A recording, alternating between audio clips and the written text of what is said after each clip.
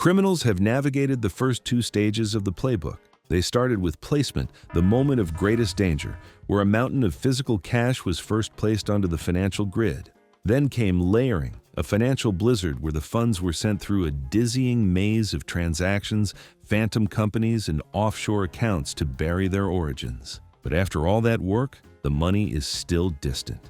It's a ghost in the machine. It needs to be brought home. This brings us to the final act, the victory lap of the entire operation. 3. Integration. This is where the laundered money, now seemingly clean and unburdened by its criminal past, re-enters the legitimate economy. It might reappear as the profits from a business, the sale of a high-end property, or successful stock investment. At this point, the criminal can spend it freely. The money has been given a new, respectable identity, and so has the criminal, who now appears to be just another successful entrepreneur. The goal isn't just to have clean money, it's to have a plausible legal explanation for the newfound wealth. 1. The core tradecraft of integration. Integration is where the laundering metaphor is fully realized. The money has been placed, layered, and is now ready to be folded back into the legitimate economy. The tradecraft here is about making the money's reappearance look completely normal. Let's dive into the core tactics. The most classic technique is the manipulation of real estate. Here's the blueprint. Using the layered funds sitting in a shell company's bank account, the launderer purchases a high-value property, a luxury condo, a commercial building, or a plot of land. On paper, it's a standard transaction handled by lawyers and real estate agents. The criminal now owns a tangible, legitimate asset. They can generate legal income by renting it out, or, more commonly, sell it later. When they sell, the money they receive is now documented as profit from a real estate deal, and the dirty money has been successfully integrated. A more sophisticated tactic is the loan-back scheme. First, the criminal moves their layered funds to an offshore shell company they secretly control. Then, their legitimate domestic company, or even the criminal themselves, applies for a loan from this offshore entity. The loan is, of course, approved, and the dirty money is wired back under the guise of a legitimate loan, complete with official documents and a repayment schedule. The criminal can even make payments on the loan, further legitimizing the transaction while just shuffling their own money back and forth. Finally, a cornerstone of integration is investing in a legitimate business. The launderer will take their cleaned funds and become a shareholder in a pre-existing, successful company. Their money commingles with the business's real profits. From that point on, they can receive payments as dividends or a salary, which appear to be the legitimate returns on a smart investment. Their newfound wealth is now explained by their business acumen, not their criminal enterprise. 2. The arsenal of integration, advanced techniques. While real estate and business investments are fundamental, the modern criminal's arsenal is far wider. The more creative the tactic, the harder it is for authorities to trace. One of the more glamorous methods is the purchase of high-value luxury goods. Launderers use their funds to buy assets like rare art, vintage cars, diamonds, or luxury watches. These items act as a store of value, are easily transportable, and their pricing can be subjective. The asset can be enjoyed as a sign of wealth and then sold at a prestigious auction house. The proceeds from that sale are received as clean money, with a receipt that proves it came from the sale of a valuable asset, not a crime.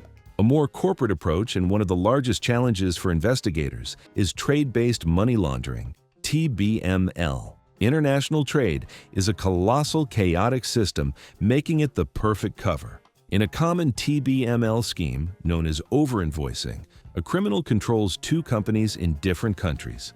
The exporting company sends a shipment of a low-value good, like t-shirts, but creates an invoice for something much more expensive, like high-end electronics. The importing company pays the massively inflated price with laundered money. That money has now crossed the border disguised as a legitimate commercial transaction, complete with shipping manifests and invoices that appear correct. Of course, in our digital age, cryptocurrencies have become a new frontier. After layering funds through mixers that obscure the path, the final step is integration. This often means converting the cryptocurrency back into fiat money through an exchange. Increasingly, launderers are using it to buy real-world assets directly, as some luxury goods dealers now accept crypto payments, allowing them to bypass the traditional banking system entirely at this final stage. 3. The unseen challenge. How do you catch a ghost? Detecting integration is one of the greatest challenges for financial institutions and law enforcement. The reason is simple. The criminal's actions are designed to look perfectly normal. Buying a house is normal. A business taking out a loan is normal.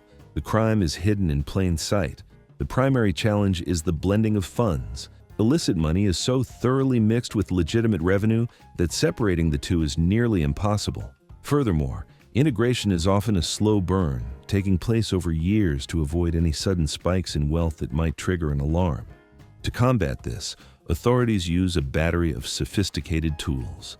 Artificial intelligence and machine learning are now deployed to monitor millions of transactions, hunting for the subtle patterns and anomalies that a human analyst might miss. These systems can flag events like a new company showing unusually high profits or an individual with a modest income suddenly purchasing a multi-million-dollar asset.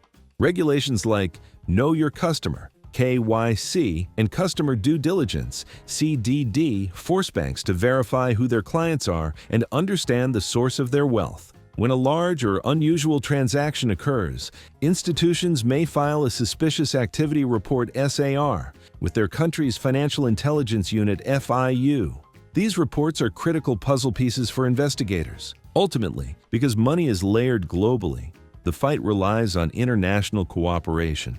Agencies like the Financial Action Task Force (FATF) work to set global standards, making it harder for criminals to find safe havens where they can exploit legal loopholes. It remains a perpetual cat-and-mouse game where criminals innovate new tactics and regulators build new defenses.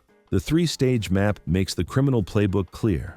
Placement gets the dirty money into the game. Layering sends it down a rabbit hole of confusion to hide its origin. And integration brings it back home as legitimate, respectable wealth. The methods evolve, but the goal is always the same: to make bad money look good. Authorities continue to tighten the net with new regulations and powerful technologies, but as long as there are vast profits to be made from crime, there will be endless creativity in hiding them. So stay curious and skeptical. The next time a flashy building with an opaque owner goes up, it's worth asking, is it built on concrete and steel, or simply well-rinsed cash? If you found this deep dive into the financial underworld valuable, hit that subscribe button and ring the notification bell so you don't miss what's next. And share in the comments which integration tactic you found most surprising.